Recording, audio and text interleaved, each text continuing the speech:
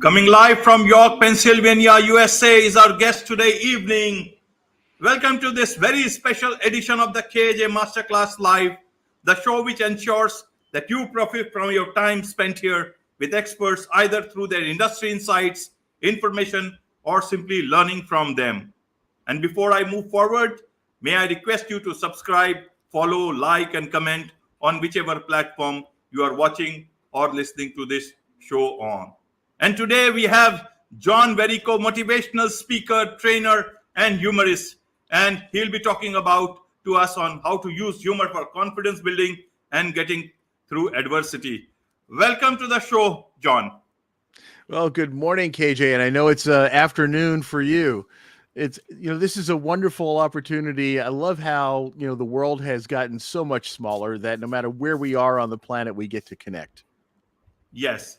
And in fact, when you live in a global world, you can change a lot of things. Like last time, it was Friday the 13th, and we could not work out. The interview could not happen because of whatever reasons. Maybe not because of Friday the 13th. It was incidentally that. But today is a good day, finally, and we are here together. So, to start with your, story itself, how to use humor, because nothing better than knowing through your story itself. Share us your story, John, and we'll start getting the meaning of how exactly one can use humor for confidence building and getting through adversity in life. Absolutely. And thank you again, KJ. I was a very small kid. I was undersized. I was, using our measurement system, and I don't know the metric conversion, but I was only 5 foot 3 inches tall and weighed less than 110 pounds when I graduated high school at the age of 18. So I was the small kid in school. So I was picked on by bullies a lot. And it was bizarre because I loved to make people laugh, but of course I didn't want to be laughed at. I wanted to be laughed with. Absolutely. So I was an extrovert that was forced to be in an introvert's body, because if I brought attention to myself, I got beat up by the bullies. So I tried to fit in any possible way I could. I wasn't quite smart enough to be with the nerdy kids. I was a lousy athlete, so I couldn't be a jock.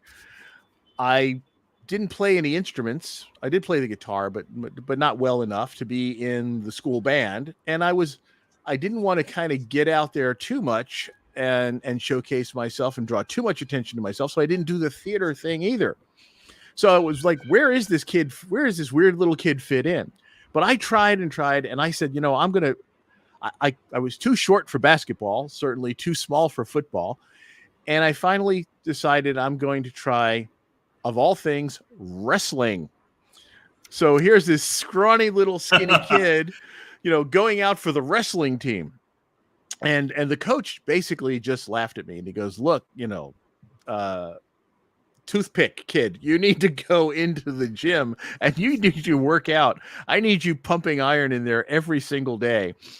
And so I'd walk into the weight room, and there's all the gorillas in the room, right? all these big guys, these big muscular kids, right? The ones who would beat me up all the time. And I'm supposed to go in there and associate with them and share, the dumbbells and stuff. Well, what am I? I'm going to go over and go, excuse me, it's my turn. Can I borrow that just for a little bit? Just take the weights off. Just give me the bar, because that's all I can lift. I mean, there was no way that was going to happen. So I squeezed over to the far corner of the room where no one else was. And I used the only piece of equipment that nobody else was paying attention to. And I sat there on the leg press. And so here's this skinny little kid sitting on the leg press over in the corner of the weight room while all the rest of the people are working on their upper body. And I'm sitting there in the back going on the leg press. Well, sitting there for my hour every day, my legs got huge. I built up these massive muscular legs. My legs looked like Popeye, but my upper body still looked like olive oil. That skinny, like a concave chest and toothpick type arms. That really helped with the girls, I tell you, because I looked like somebody Frankenstein together two different people. So that added to the whole freak factor. But there was just a little bit of benefit out of that, because when I actually wrestled, I didn't have the upper body strength to actually pin somebody and hold them down, right? I couldn't do that. But my legs were so strong that I could kick out from underneath anybody. So I became unpinnable. And I was known as the Mighty Mosquito. It was, got this great little moniker. It was like, the professional wrestling name, Mighty Mosquito. And it was mostly because I was small, I sucked, and I mostly got swatted. It's like I lost most of my matches, but I was never pinned. And so just that, at least I had something that I could ride. And I found within me kind of that little thrill for being able to not be pinned, even though I lost matches by points. I even won a couple of matches by points, but I was never pinned. And that was my claim to fame. And so that's how I started to kind of find a little bit more confidence in myself, by being the unpinnable Mighty Mosquito. That was a great thing. Means you found confidence in yourself, and then you went on to become a disco dance instructor. Tell us about that. And then as a broadcast journalist in the Navy, and now a motivational speaker. How a lousy, so-called lousy athlete, I wouldn't call it myself, but as you have portrayed it, that's not absolutely true, because you had a lot of confidence and self-belief, and the mighty mosquito went on to become a disco dance instructor. Tell us about that journey. So that was kind of crazy. This is, we're talking the 70s, and this is when disco was the big thing. And I was still struggling for identity, and I'm watching all the other guys are getting all the girls because they could dance. And I was just determined. I said, I've got to learn how to dance. And so I would spend hours watching American Bandstand and Soul Train and all of those kind of shows. And I would watch all these cool dance moves. And I would practice with a broomstick or a hat rack or a chair. And I would go, and when we would go to the nightclubs, and this is, of course, after high school, we would go to the nightclubs. I hung out with really good looking guys, because the girls would be attracted to them. Right. And so then there was always like the extra girl. And so we would kind of just look at each other, go, you want to try to dance? We just like, so finally, they would agree. Okay, fine. You're the only guy left. I might as well dance with you. And so I'd get out there, and then I could finally bust out my moves, and people would go, "Ooh, that was cool. Do that again." And all of a sudden I'm, now people are gathering around, and they're not laughing at me. They're kind of interested in what I'm doing. And so I found myself, rather than trying to show off and get the glory for myself, I found myself teaching these moves to other people and showing them how to do it. And I realized that actually helping them was what was rewarding to me. But yeah, it was kind of a bizarre thing to go, from one extreme to the other. And so there I am, the original John Revolting, out there on the disco dance floor, trying all these fancy moves. And I was actually helping people prepare for competitions. And so I was actually teaching competitive disco, and it was a lot of fun. Right, John. You make it sound very simple, but to working hard at the gym, to wrestle with so many people, and then even getting a title for you, the mighty mosquito, it all needs a lot of confidence for you to see the way you want to see things. Anybody would not see it as positively as you saw it.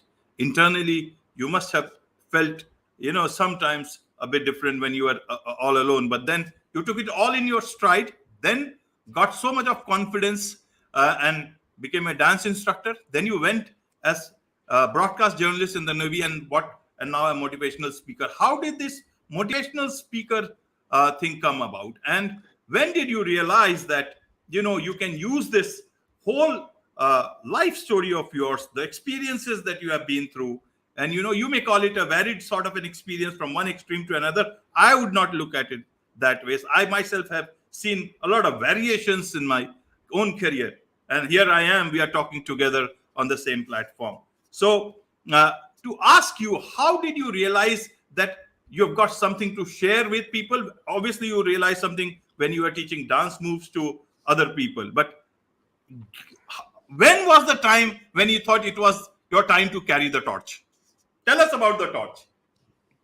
Okay, so all of this, it was a crazy, time of life, right? I was doing the disco dance thing. I also, was going to college. I tried to do the more traditional thing and study electrical engineering, and I actually was an electronics technician for a while, but I just couldn't hold a day job because my body, my biorhythm was getting into the whole nightlife, do it with the disco dance and stuff. So I did bartending for a while, and I was a roadie with a band. I tried like everything. I was a short order cook in a restaurant, that kind. We experiment with ourselves as we're growing up, right? And we learn new things, and it all becomes part of our whole life story. And I really was kind of all over the place, and I got to a point where I said, I can't get up in the morning. My body wants to, I'm used to coming in when most people are getting up. Same here, John. Same here. Yeah. I cannot.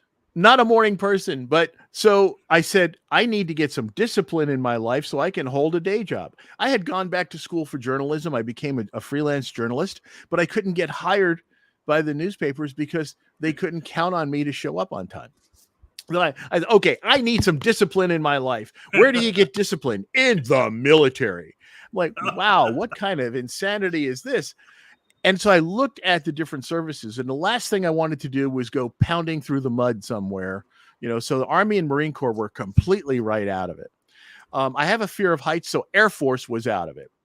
But I looked at the Navy and I was like, okay, I could swim. So let's do that. So I looked at the Navy's program, and the Navy had a program called Navy Journalist. And I said, well, that sounds cool. I like writing. I've been doing freelance journalism for a while. Let me do that. And so I joined the Navy as a Navy journalist. This is back in 1981. And interesting thing about being a journalist in the Navy, you're not just doing the traditional journalist stuff. I ran 2 TV stations and 2 radio stations. I did an evening newscast. This is all on board my ship. I was doing a newspaper. I was doing a newsletter that would go home to the families. I did all the press releases, handled all the media queries, was the speechwriter for the commanding officer. When the ship pulled into port, I became tour guide and do the community relations events. It was every aspect of the public communication world fell into my lap in that kind of a position. And a lot of what I was doing was helping to tell our story, which in most parts was helping people tell their stories. Right. And the light started to go on. So most of my time was spent preparing our subject matter experts or preparing the commanding officer to do an interview with the media, preparing people to do public speaking, to tell their story about their job in the Navy. And all of those little pieces kind of built up. I was like, what I'm really enjoying more than anything else is helping others tell their story and helping others become successful. And so as this continued to evolve over the next several years, many years, I've been 40 years in the communications industry now, which is just, it makes me feel, it's insane for me to feel that way because I'm nowhere near that old. But, all of a sudden now I find that my enjoyment, my personal reward is helping someone else achieve success and helping someone else to find their inner motivation. And that motivational torch, which is what you were alluding to, is exactly where I kind of found my foundation. For me, the torch is what keeps that fire burning inside of us, right? It's that inner motivational passion that we have. And torch is an acronym for all the things that we need in order to be able to do that. And that acronym is for trust, opportunity, respect, communication, and humanity. And when we have those things, when we are trusted, we're given opportunity, when we're respected as an individual, when we are communicated with openly and honestly, and when we are treated like a fellow human being, we thrive. And if we then take that same torchlight from ourself, and we learn to share that torchlight with other people and Wow. help them to get their fire to burn, that's where it all comes to play. How did you do that?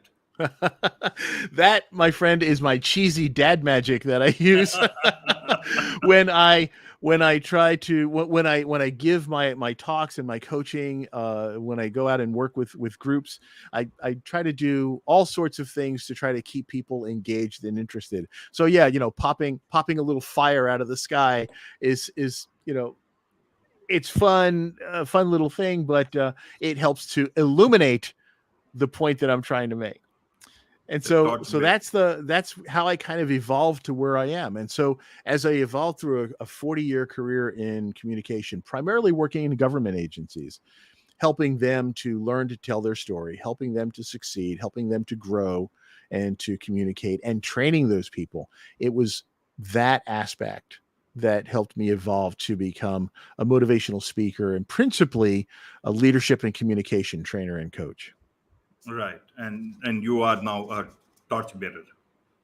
I am a torchbearer. I bring the light of truth and illumination to people, help them to see in the darkness of their souls, where the light is, and help pull them out of adverse situations. And a lot of it is, if you go to a funeral, and hopefully they're always minimal in our lives.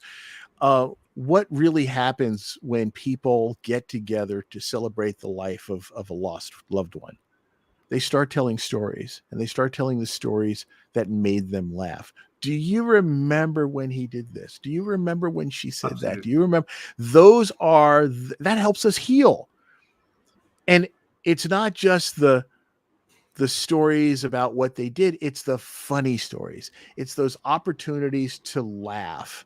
And that's what brings us back together. We had gone to a funeral of a dear friend a couple of years ago, and I had in my car, I had a decoration that was left over from Halloween, and it was a decal of a skeleton riding in the back seat. So it looked like there was a skeleton. It was, we put it on the window, and I never thought about it. I just kind of left it there because I got such great,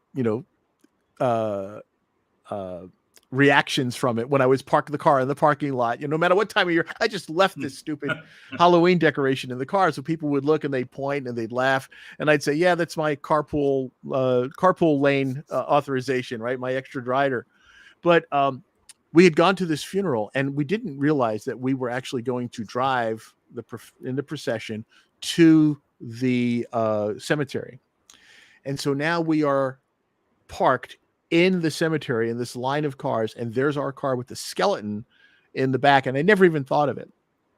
And we all had gotten out, and we went into the graveside and put Bill to rest, and we were coming back to our cars, and my wife looks at the car with the skeleton in the back, and she goes, "Oh no, I can't believe that's still there." How in poor taste that could be with a skeleton in the graveyard. And so our friend turns around and she goes, "You know what? Bill would have laughed his butt off at that." I'm like, "You know what? He would have." And so that then it made it okay. And so that's what we need to do in life, right? No matter what we're facing, look for that humor. Look for something to laugh about. It'll help us to get through it. It'll help us to heal. It'll help us to grow. Right. And do share about this. Share your fire. And then I'll ask some questions about adversity and how to cope with that. So share your fire. The whole concept behind that is to, to help people to learn to share their passion with other people, but also to enable other people to shine. There's an old saying, and I don't know the source of it, but basically it said, "You don't have to blow out my candle to make yours burn brighter. And when we understand that things are not a competition, we're not always in competition with each other. There's not a winner in life, because when there's a competition and there's a winner, there's only one winner. But it's about success in life, and in success we can all succeed. We can take others with us, and the true reward is when you carry other people to success together. I was inspired, being the little kid that I was inspired by, you're going to laugh, monster movies of all things, and I grew up watching, Godzilla and Frankenstein and all of these movies. And all those movies, the theme was the same. No matter how big and how bad the monster is that you're facing, the little guy could still win. And the little guy wins through innovation and teamwork, and by carrying a torch, bringing light to the darkness. When you turn on the lights, you're no longer afraid. And so that's what all of this is about. And so what my focus is to try to help people to find that light in their darkness, to find that whatever spark gets their inner motivational burning, and then how to share that passion with others. Right. John, let me ask you this. We were talking about how to use confidence building and getting through adversity through humor. Now, today's life is a bit different. You may call it tough. Some people may have a different opinion about that. But people are mentally exhausted, physically exhausted, especially in the backdrop of COVID and job losses and personal relationships and everything. All these things can, put a big dent on your confidence, bring a lot of adversities around. How does humor come into their aid? Not everybody is you, John. You have passed through a lot of difficult times, but you have put them very nicely, very, modestly, and trying to be a torchbearer, and the torchbearer that you are. But for common people like me, when you can lose confidence because of whatever happens in your life, because of adversities in your life, how do they, start from scratch and use humor to gain it back? Well, humor is one of those things that you have to, first of all, not be afraid of. And that's where I think people really kind of trap themselves. I like to use self-deprecating humor, because if I laugh at myself, then nobody can hurt me by laughing at me. So, okay, we made a mistake. We tripped, we stumbled, we goofed up. Let's laugh about it and move on. Because if I laugh about it first, I've taken the power away from you to harm me. And that's really what it comes down to. The whole thing here is that we have to understand that we are not alone in whatever it is that we're facing. We may feel like we are. And this is the challenge for most people. When they're going through hard times or adverse times, they may feel like they're the only one who's experiencing this, especially if the people who are around them might not understand what they're feeling or what they're going through. But in all actuality, you're not alone. There are other people who are going through very similar things, and what's happening to you is very, very yours and very personal. But at the same time, know that there's sympathy out there in the world. There's empathy in the world, and that there are others who have gone through this and have survived.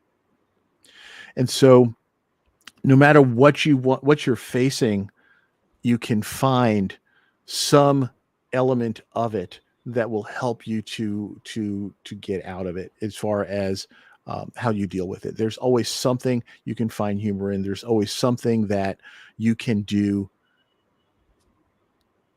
to laugh it off. It's hard to describe at the moment. And I know. I understand. I yeah. understand.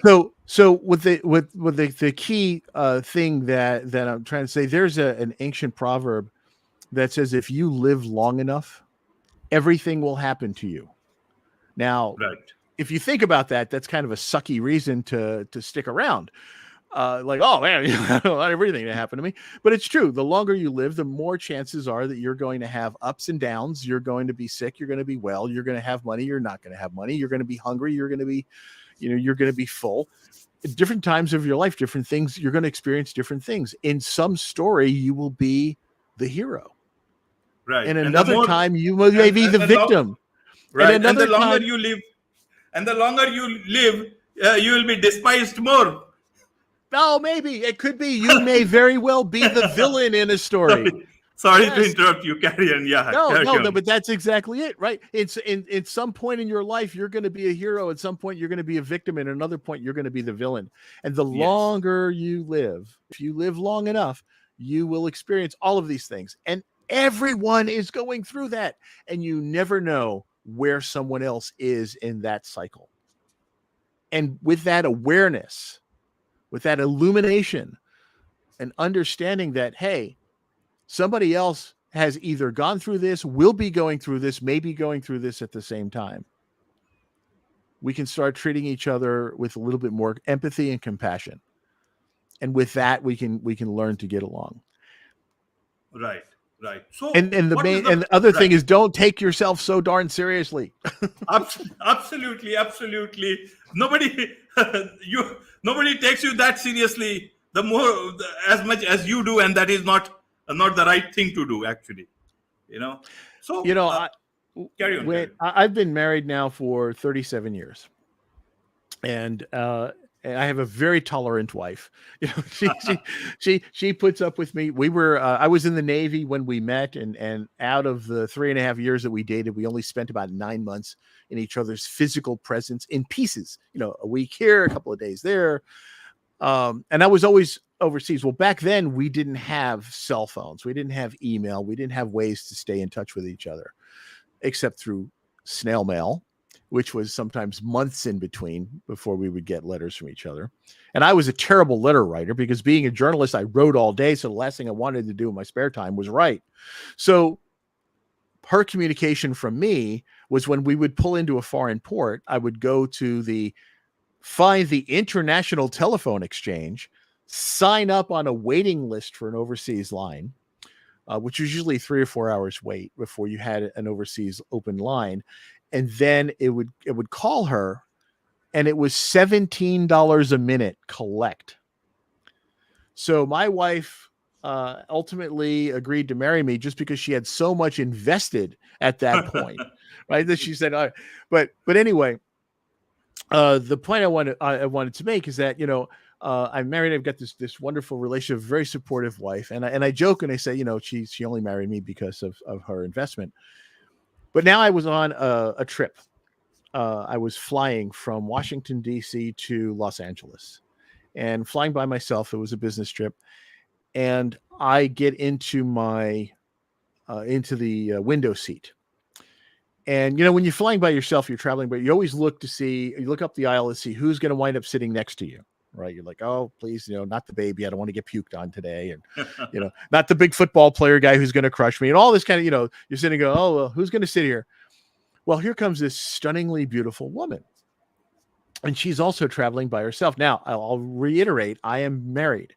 I am very married. I'm not looking for anything to happen. And realistically, look at me, nothing's going to happen. So here this beautiful woman comes, and she sits in the aisle seat, and no one get in the middle. And this was an automatic conversation starter. Like, hey, we got lucky. We got elbow room. Isn't that great? And I'm looking at this stunning woman, and she was actually of Indian heritage. And she grew up, spent a lot of time in Bali, and then spent a lot of time in Australia. So she had the most musical accent on top of her physical beauty. And we were chatting over the course of the entire flight. And she was telling me she's 30 years old, and her father was pushing her to get married. He kept setting her up on blind dates. And I'm looking at this stunning woman, and I'm like, is it because of your heritage or your culture or your family tradition that your father's got to set you up on dates? And she says, oh, no, I'm allowed to find my own dates. I said, well, I mean, you are stunning. I would imagine you've got to fight people off. And she says, "Oh no, you don't understand. I'm really very shy. I won't talk to men." I said, "You've been talking to me for about 4 hours now." And she says to me, "Yes, but if you were some young, good-looking guy I was interested in, I would never be able to talk to you." Now, any other male on the planet would have been devastated by something like that. Completely shut me down. You are not a good-looking guy I'm interested in. I just laughed. I thought that was the funniest thing. And what became even funnier was watching her realize what had come out of her mouth. And she didn't mean it that way, but it was wonderful watching her, how mortified she became. And I'm like, no, it's great. I get a kick out of that.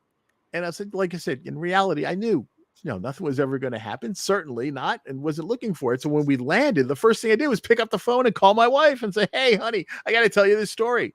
And I told her what happened, and she laughed and she said, "It's nice to know my hubby is so safe." And that one hurt because I'm like, "Oh, I don't want to be that safe. At least be a little worried about me." But again, you find the humor. This was not a devastating, life-changing kind of an event, but it was one that could have had an impact. But I chose instead to find, the humor in it. There's humor in everything.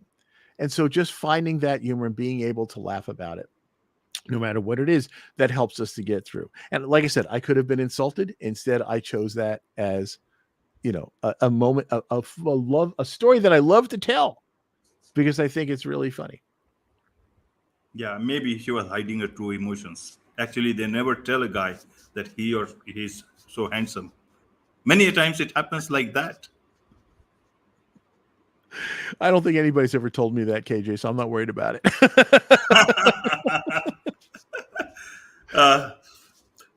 John, my last question, I know you have to go, you got some work. So, my last question to you is you know, what should people know? What's the most important thing people need to know in order to have a better relationship? Because relationships are always, and because of so much of pressure of social media, of financial strain, other stuff happening in their life, people are always under some sort of pressure or strain. What's the most important thing that you tell people is for today's life? Whether it's work or it's personal relationships. All relationships are based on actually the foundation that I mentioned earlier, right? Being able to trust each other, being able to give each other the opportunity to grow, respecting each other, communicating with each other, and treating each other with humanity. And that's that torch that we mentioned earlier. But it really comes down to probably the most important and most significant of all of those elements for relationships is communication. And humor. Communication. And humor. And humor, absolutely. But really, I mean, on a serious note, if the whole foundation of relationship is really based on how well you communicate with each other. Absolutely. Openly, honestly, and laugh together. Yes. Find those things. So many times people look at another individual and they immediately see what is different about that individual. Absolutely. We make decisions in a very, very short period of time. When we're walking down the street and someone is walking down the street toward us, in just a few seconds, we're going to make a decision.